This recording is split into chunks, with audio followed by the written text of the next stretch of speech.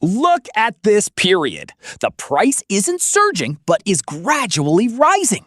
The key is the short but holding firm green candlestick with a slight lower wick. This means that every time there's a pullback, there's immediate upward pressure.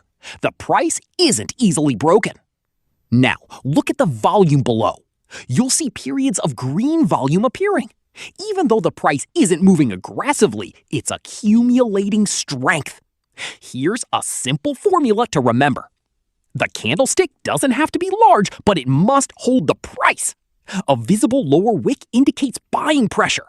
Gradually increasing volume indicates accumulation.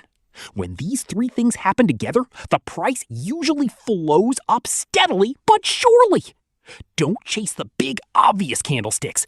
Instead, observe the smaller movements the market is creating, because those are the starting points of larger price movements.